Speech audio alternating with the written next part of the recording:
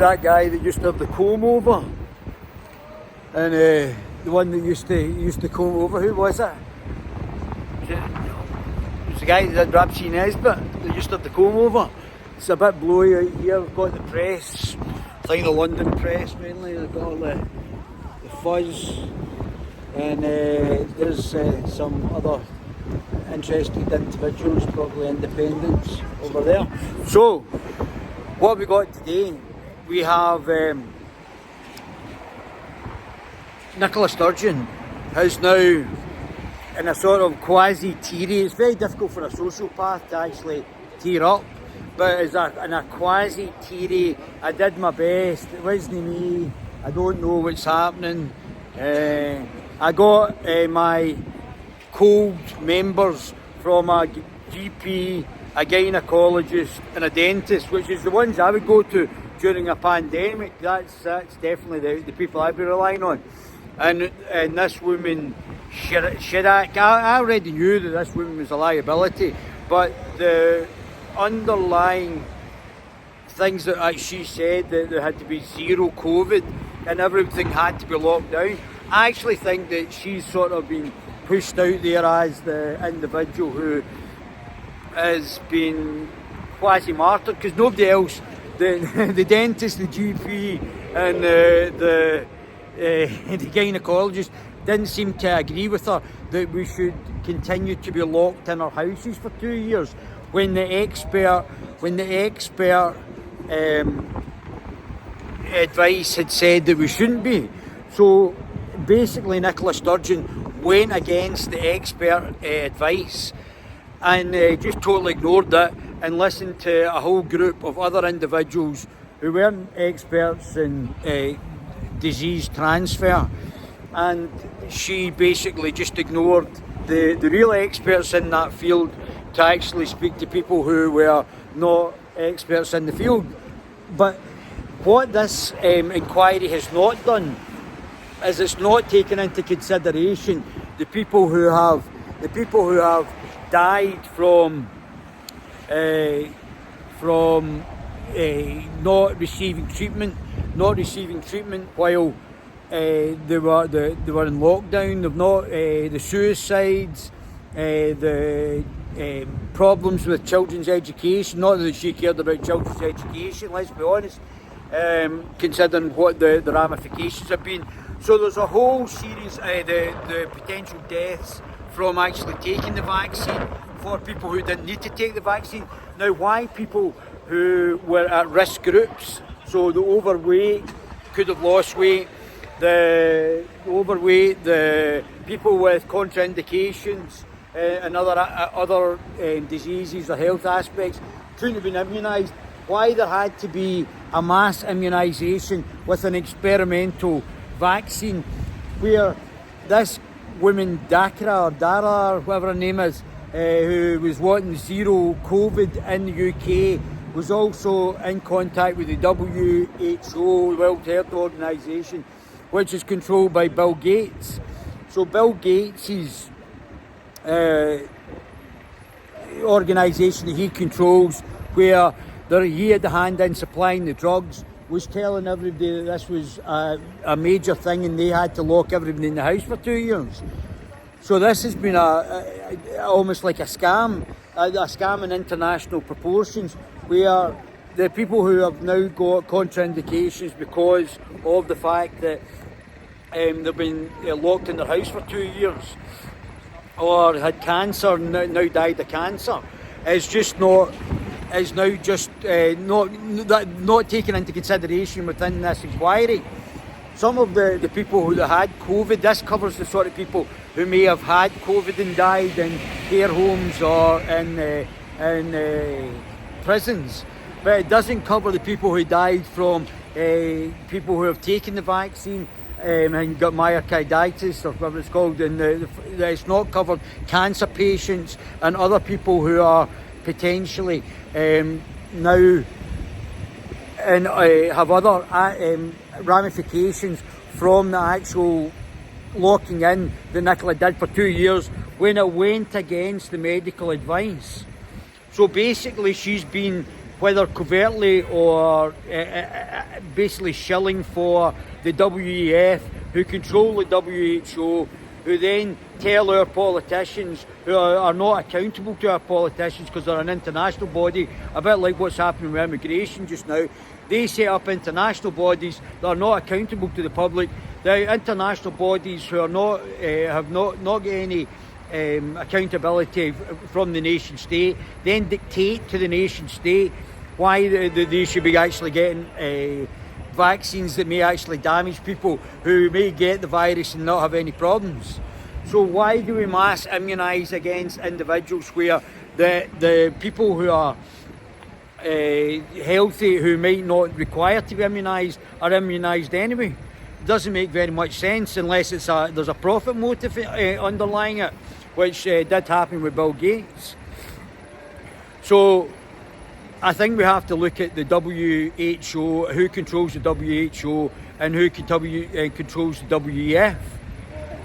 So these are in both. I mean, they say that there's a difference in policy between the SNP and the Conservatives. Both were being controlled by the WEF, and both were running similar policies. There was Nippy didn't organise. Nippy didn't organise like a Sweden approach to COVID, which would have made much more sense. The Swedes did a much better job. And rather than destroying their economy and locking everybody in for 2 years, and obviously having the ramifications now with the NHS because of a decrease in taxes that can go to actually fund public sectors because of the Greens have destroyed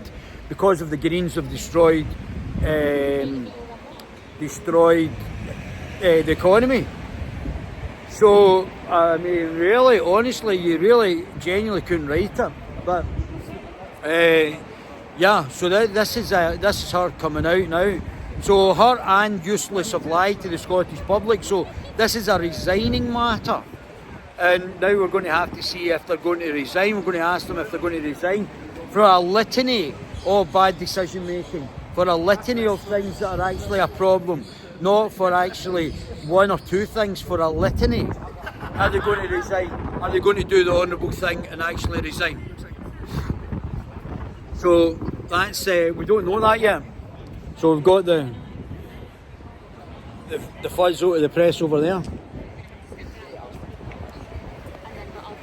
Oh, no way, Peter! Peter! You're shouting about racism again. You're going to say I'm a sexist to me, Nippy? We're just brown nosing with Sarva. Well, can I be your friend? What a loser you are. Yeah. A racist.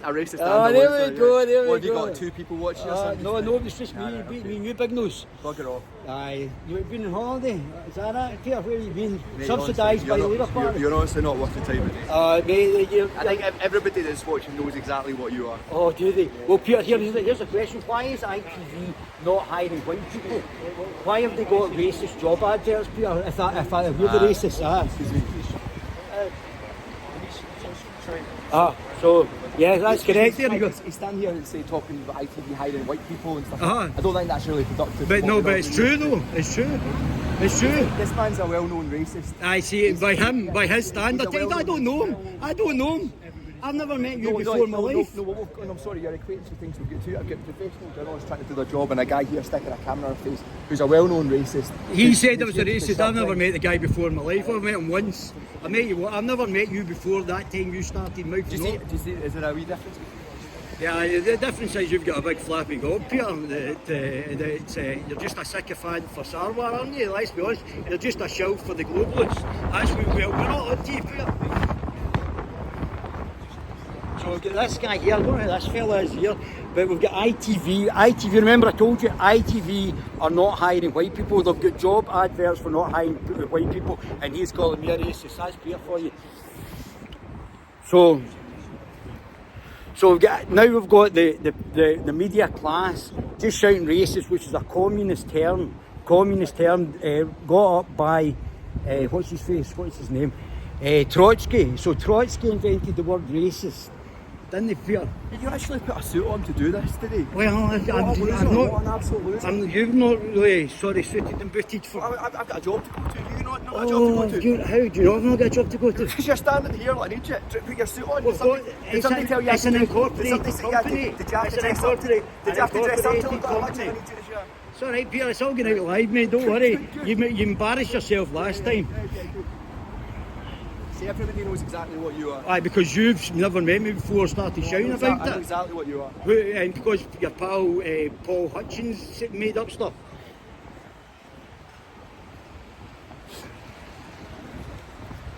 So what, have you ever met before that day? Did we ever meet before that day, Peter? We've never met before, so you're just a liar.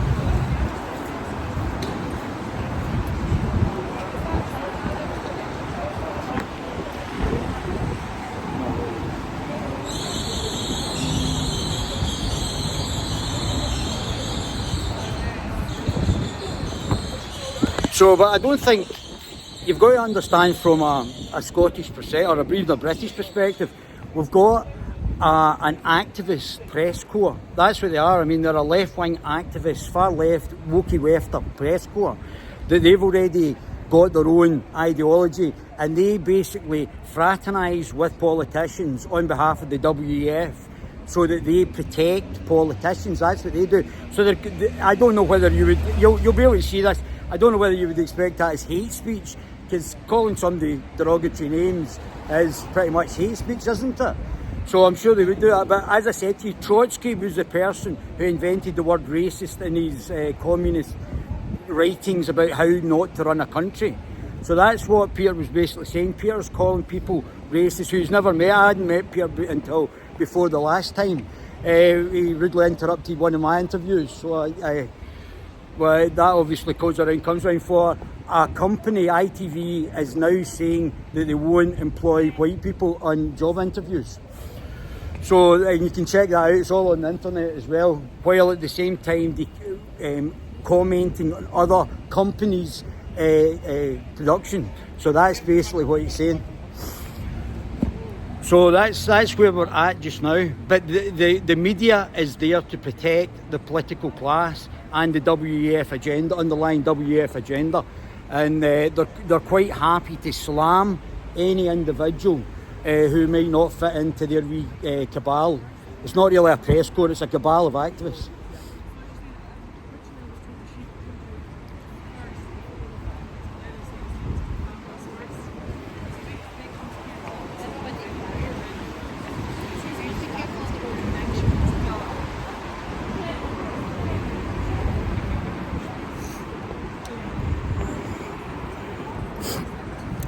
So they don't. So again, no serious questions. We asked Hamza Useless some serious questions, but they don't ask the questions like, well, did Hamza Yusuf have an affair during COVID with Unum Quasm?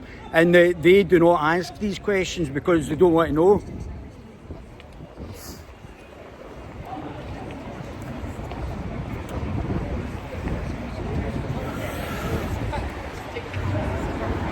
So the question is Nicola Sturgeon and Hamza Yusuf going to resign? That's the main question. For lying to the Scottish populace, are they going to resign?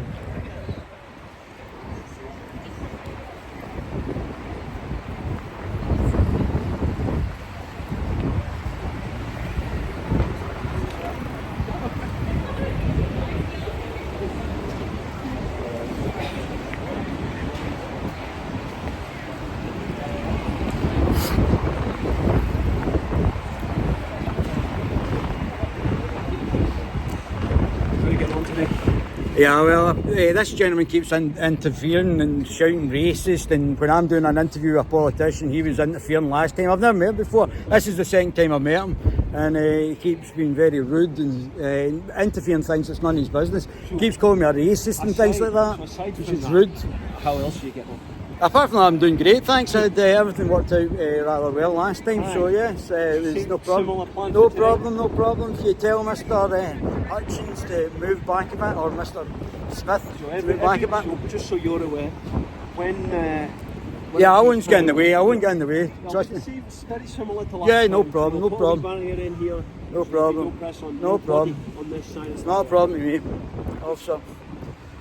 Got a question prepared this time? Yes, well, I think it's if you lie to the Scottish populace, I think you should be resigning. Is that it? Her and Humza useless are resigning issues if they've lied to the Scottish population. So it's the question is, but I don't think none of the other media are going to ask that question. They're just going to be the individual stooges for the press. That's why Peter here is upset with our company being here, because it doesn't fit their agenda. We don't like to... Yeah, you do. You're totally... Talking about Islamic rape gangs and all this. Well, it's happening, Peter. It's on your... You chose to choose after a Muslim MSP to argue with him about But it's, Just so that we don't have to divert our attention to dealing with squabbles, can we just keep the peace here? well, yes, I know, but Peter doesn't like reality, and that's the problem. Yeah, we're here to report. It's Peter that's interfering, officer. Peter interfered last time. It's all documented. Let's keep it professional on all sides, and we'll get this guy with it. That's fine, officer. I'm quite professional, to be honest with you. As long as people aren't interfering, officer. So, yeah. So, Muslim rape gangs, there's now articles all over the press, and probably including in ITV, about the subject, and Peter's obviously got a problem with it. That's ridiculous. Oh, here we go. There's Mr. Sarwar. Mr. Anwar. Come forward. My name's Amar Anwar. I'm the lead solicitor for the Scottish COVID bereaved. This is a statement on their behalf, will be followed by members of the bereaved. Nicola Sturgeon, the master of spin, projected a daily image of sincerity in wanting to do the right thing by the people of Scotland during this pandemic. But that carefully crafted image has been left shattered by her own hands today. Those who lost loved ones were led to believe that Miss Sturgeon would do everything possible to illuminate the truth. In 2021, on announcing the public inquiry, she accepted nothing would be off limits, but she proceeded with industrial deletion of WhatsApps along with those in her inner circle. In doing so, Miss Sturgeon deprived the inquiry of evidence. The treasure trove of WhatsApps had allowed us last year to expose the toxic behaviour of Boris Johnson's government. Yet from January 2020 to September 2020, there are 0 WhatsApps from Miss Sturgeon. To say my clients are deeply unsatisfied is an understatement. They are angry, they are upset. Huge questions still remain on what happened with PPE. Huge questions remain on the rights of families breached, denied the rights to visit loved ones dying in hospital. Huge questions remain on why frontline workers in their thousands were risking their lives without appropriate PPE. Why our care homes were turned into killing fields. Why did Miss Sturgeon not implement lockdown earlier instead of sleepwalking in Boris Johnson's footsteps? We also asked today whether there was any discussions about what would happen if the criminal trial of former First Minister Alex Salmond was still ongoing at the time of lockdown. The answer from our former First Minister was that there were no discussions. Where we also asked, whether we were asking of Miss Sturgeon and her former ministers whether there is any effect on the timing of lockdown being put in place in Scotland, and many are openly asking the question if other legal difficulties that Miss Sturgeon faces was the basis of the deletion of WhatsApps. Ultimately, Miss Sturgeon has shattered the trust that the COVID bereaved once had in her. We still have a long way to go in this inquiry, and over the coming days we will consider the several thousand documents provided to us by the Scottish Government at this late stage to consider what our next steps are.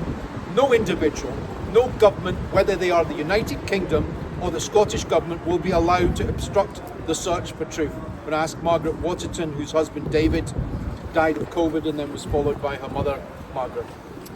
We've listened today to Ms Sturgeon's evidence.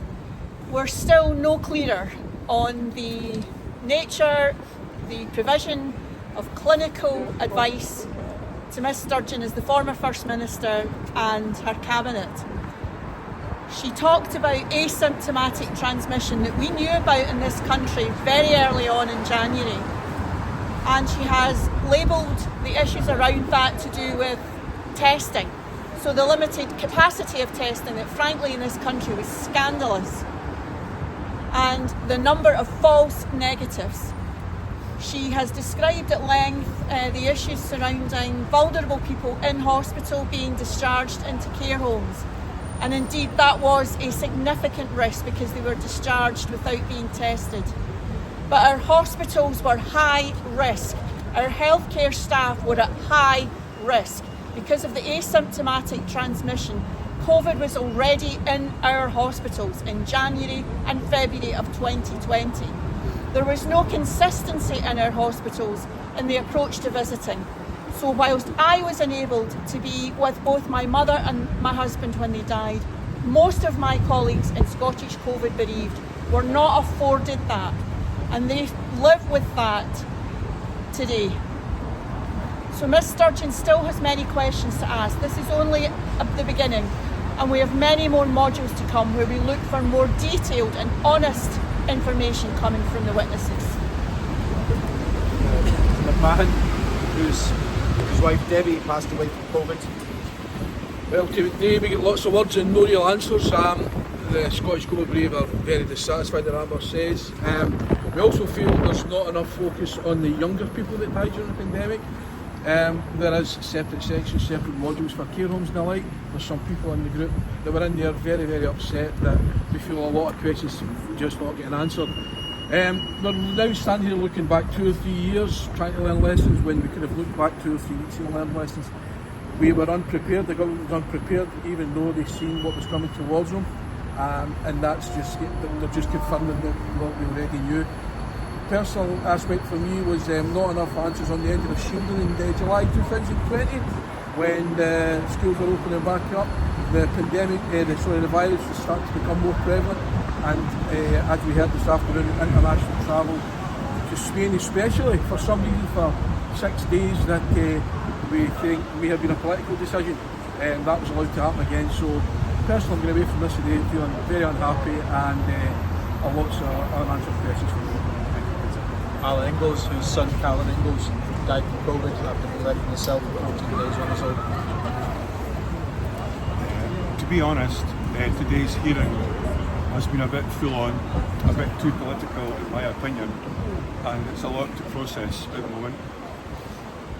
What I did pick out from this afternoon's evidence is that on the 25th of February 2020, we learned that our former First Minister was chairing a cabinet meeting where the coronavirus that was looming was listed as any other business. This leads me to thinking about the evidence we heard from Professor Debbie Sridhar last week, a global health expert. It was the opinion of Professor Sridhar that the UK government as a whole simply did not act quickly enough, unlike our European counterparts in Scandinavia, for example. Who knows how many deaths could have been prevented had the Scottish Government been more open to seeking advice and collaborating with those countries. Thank you, Alan. Is there any questions? If you could identify yourself. My name's David Ballantyne, Guerrilla TV channel. As an organisation, we're an incorporated company. As an organisation, we were nearly banned off of YouTube for actually covering the COVID whole pandemic. And I was just wondering if there was other organisations who were adversely affected by other organisations potentially, or the government from... I don't have an answer to that. I represent Scottish COVID Relief, so for questions that relate to the Scottish COVID Relief, then the best direct those questions to the inquiry team. And come back to the discussion now. Earlier was mentioned around crocodile tears. Sort of Sturgeon played up the immersion today to sort of get across her point. Necessary. As far as the Scottish COVID bereaved are concerned, they did not accept our tear-filled sorrow or apologies. They have cried tears until they have no more tears left to give. Today was a very polished performance, but it was a predictable performance. They've seen this before from the Sturgeon, and I think you can see from the emotions, half the families have gone home. They've had enough, they're tired, they're full of anguish, and it triggers them to see that happen today, because what about their pain? What about their grief? They never mind standing at a podium as the First Minister of Scotland and saying, I don't want any sympathy, I was doing my duty. Families here have to live with that pain every single day, and all they want is answers, and all they want is a voice. Just a second, sorry if I missed the end of the question I had about this. What's the suggestion of Operation Correct? It's an open question that everybody's been asking. Why delete the WhatsApp? So people in the Scottish COVID bereaved, many members of the public and others, and of course journalists themselves have been asking the question, did the Alex Salmon trial have anything to do with deletion of WhatsApp? It's Operation Branchfork had anything to do with the deletion of WhatsApp? Those questions haven't really been answered. Anybody else?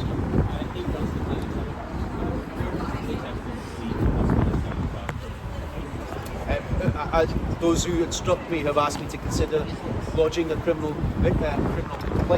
That will be done on the basis we've had several thousand documents lodged with us in the last 24 hours. That's how the Scottish Government needs to consider those. So you can see what position we're in after that to consider whether there's enough. Of course, this applies to Boris Johnson, it applies to Rishi Sunak, it applies to Sturgeon and others who say they didn't have their WhatsApp and deleted it. Any member of any government in the UK and Scotland should know that when there's a public inquiry announced, don't destroy evidence. You have to have a basis for it. As far as the bereaved are concerned, evidence was destroyed.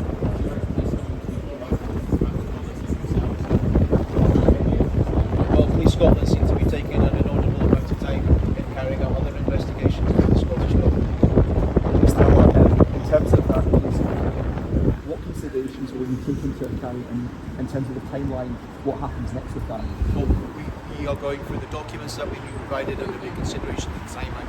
Everybody's talked about when the public inquiry was announced. That's not the timeline for a criminal investigation. The timeline is from the moment that the public inquiry is actually set up, which would be, I believe, in January or February 2022. And if there's any deletion of WhatsApps after that material, question about government guidelines, well, they wrote the guidelines, and the guidelines are practically non-existent. Basically, they were marking their own homework, and that's what we've come to learn in the last week. Hamza Yusuf last week, the present First Minister, said he's announced an external review. It's an external review that can't do anything about what's gone before. Too late, horse is bolted. Okay, thank you. Right, thank you very much. So, again, it's back down to the WhatsApps. So the deletion of the WhatsApps was a major part. Now, we covered this 2 years ago, that this was going to be the likely outcome of this. For 2 years we've been covering this, we've told you what's going to happen. I reckon criminal procedures are going to happen. I reckon criminal procedures are going to happen against Nicola Sturgeon. So that's my gut feeling. I believe I said that 2 years ago, and I believe that that's going to be the outcome. There's going to be criminal proceedings, potentially multiple from different aspects of things. These things are going to, the criminal proceedings will happen across various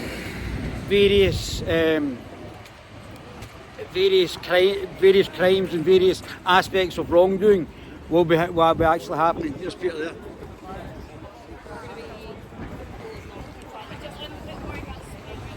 So we're not getting the COVID bereaved because I think we understand what's happening. We were covering it 2 years ago before Peter was even bothering to look at it, or ITV were even not looking at it. So yeah, it's that's not what we are interested in anyway.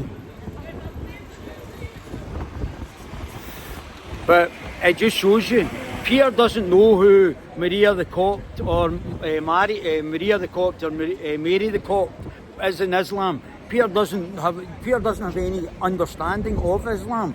So he's not lived probably in a Muslim country. He doesn't know what it says in Islam. So he can just shout talking about religion, and he's talking about race. It's just nonsense. It's just that's the height of journalism that we've got. That when you talk about religion, which all religions are de facto a cult. Please. Put barriers up here. Let's get you in line with that barrier there, guys, just so we don't get your shot. That's all.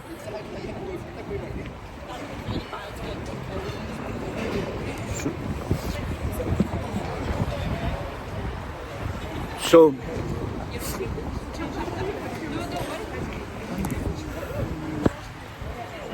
is Useless and Nippy going to resign? This is the question. This is what we want to know. We know that they've lied. It's not the fact that they haven't lied. They have 100% lied to the Scottish people. They've lied in Parliament. They've lied to the Scottish people, and so that's the situation.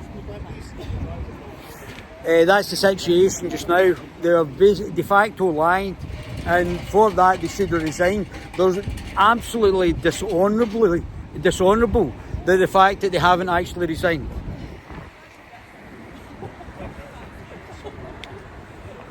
So that's been fun and games today, isn't it? Always good to see Peter. Here we go.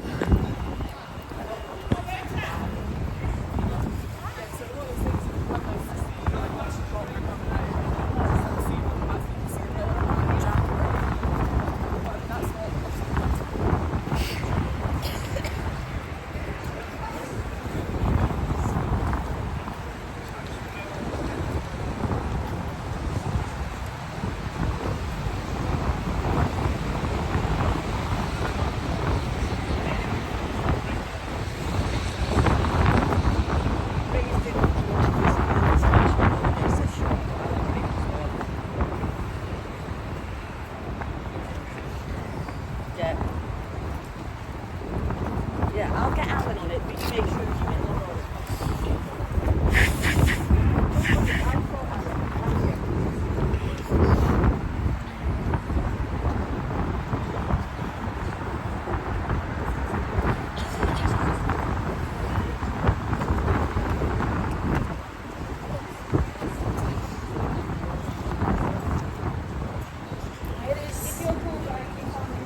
I'll try and follow it. I just...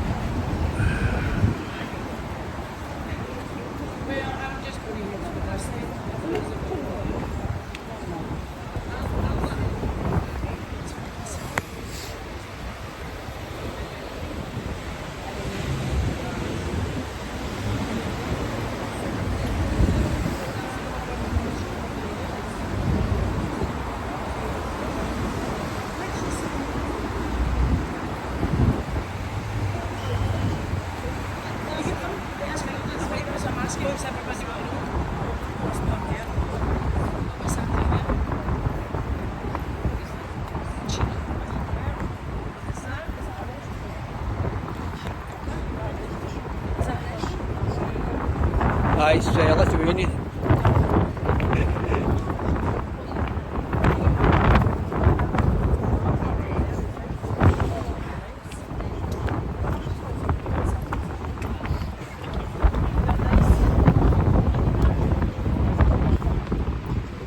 See if you go up to the end of this Morrison Street, and there's like tons and tons to the left, just so not to the end, the next left, not the next left street.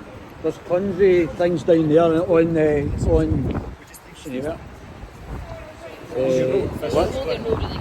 Loading Road. Loading Road.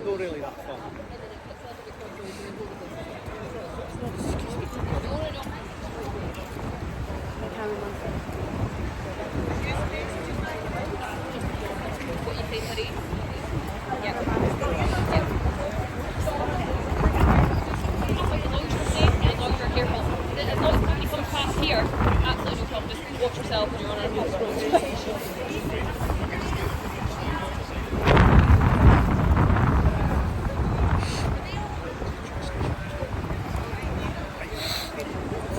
Right, you want to see some cool times, officer, eh? Man, standing about in this. Oh, freezing. How you doing? Sorry, well, sir.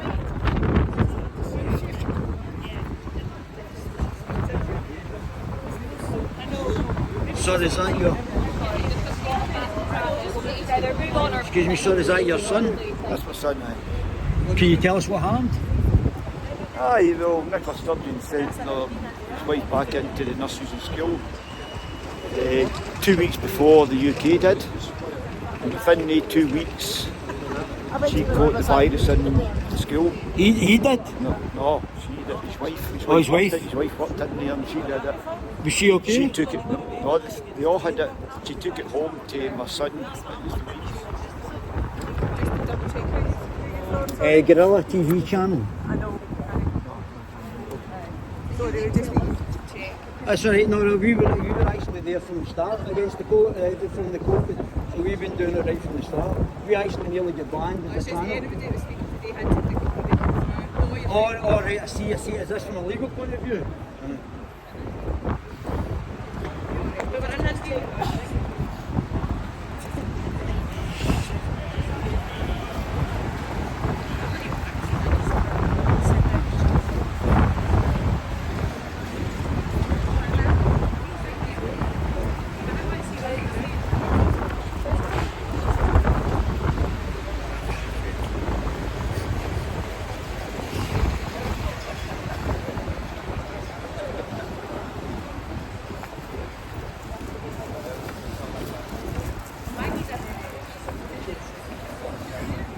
Is that your lawyer?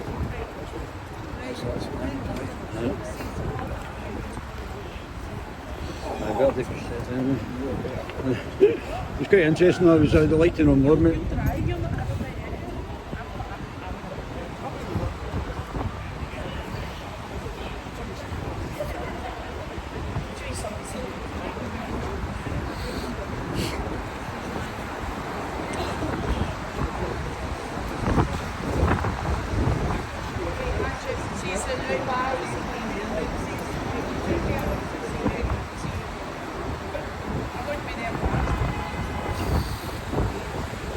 Oh, sorry, you weren't in here?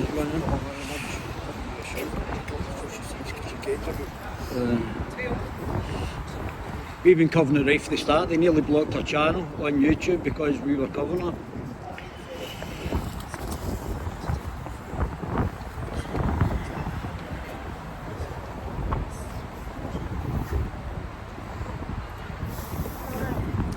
I've had it twice now. Obviously it affects everybody differently. It didn't affect me badly, but I got it later. Might have sort of changed slightly when I got it. How did you go on with it? Aye, I was alright as well.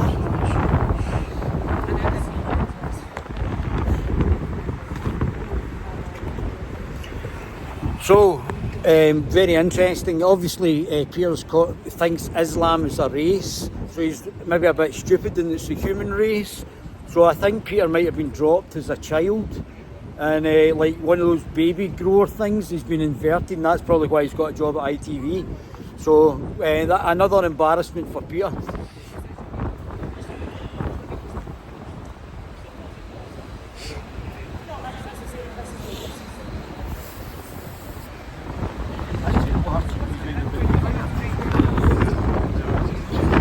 Can I ask just a favour, because this is the sweep of the camera to there. I don't just so I can get her, because I'm going to ask a question.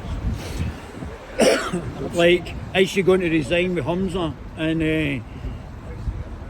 is she expecting criminal prosecution? Prosecution, yeah, thank you. Spit it out there.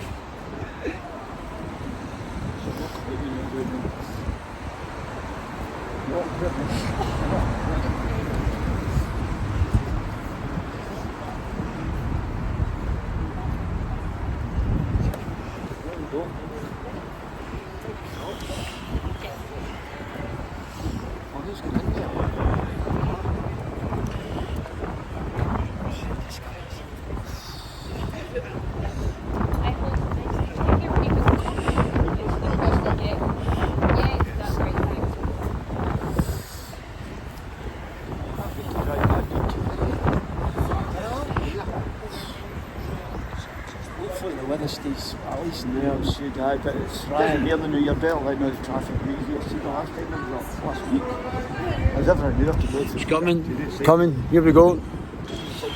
Edinburgh.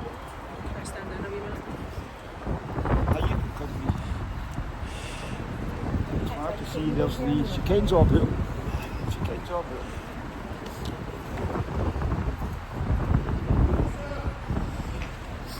Are you and Humza going to resign? Are you expecting a prosecution? Are you expecting a criminal prosecution? Nicola Sturgeon? So we at least got to actually ask them then, so that was quite good then. That was got the questions in.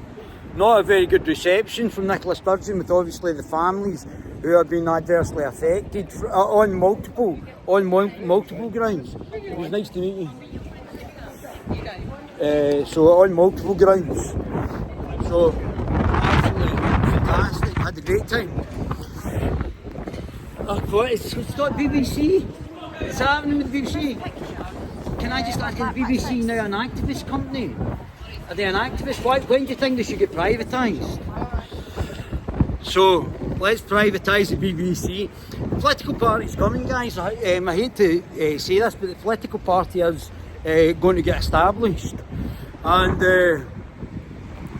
there's no. I mean, from the fact of